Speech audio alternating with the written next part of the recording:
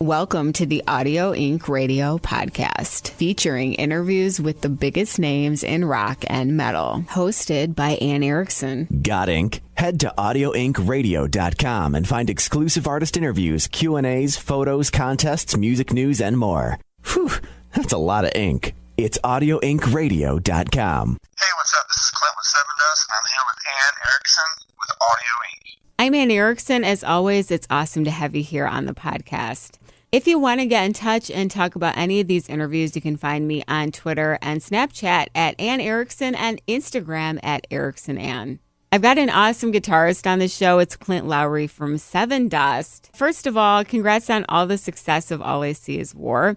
Now that the album has been out there a while, what's your favorite thing about how fans have responded to it? I mean, just after being around 20 years, put a lot of work into them, so we hope that people like it and understand it. But, the thing that we really pride ourselves on is, like, when they compare it to these old records, and there's all this history here, so they, it's kind of cool, and some of them are like, this is probably the best you've done. I think every artist wants to hear that.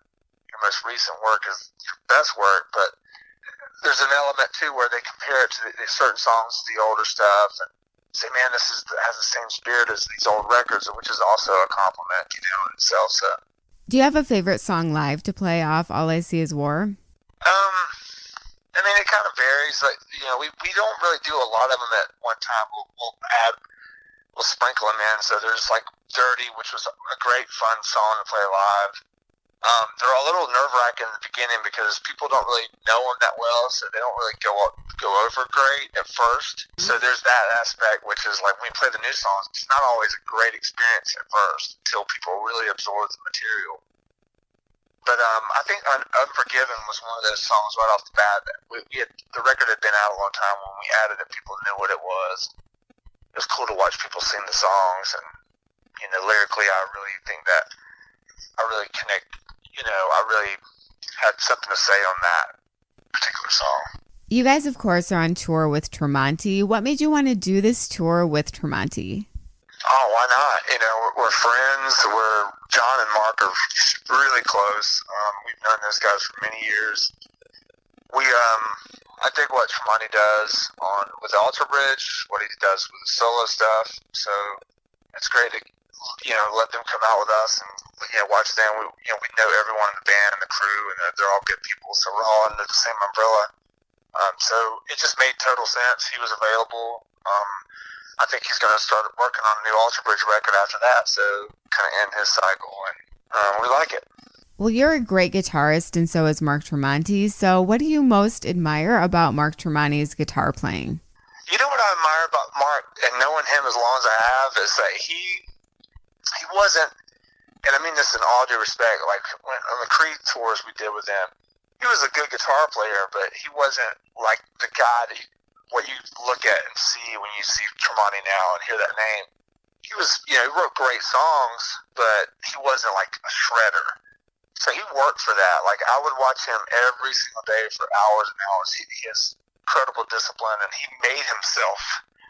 Like, I had a discussion with him, or we talked about a PRS event that he was at, and he was pulled up on stage to do this like blues jam, and he wasn't really skilled in blues. So for that next year, he just practiced and practiced. He got on stage; it was really humbling to him. So he forged himself into this guitar player, and it's just from his discipline and running scales and all that. So he did the work. He wasn't just the prodigy that just picked up a guitar and was playing at 8 years old. He made himself into what he is now.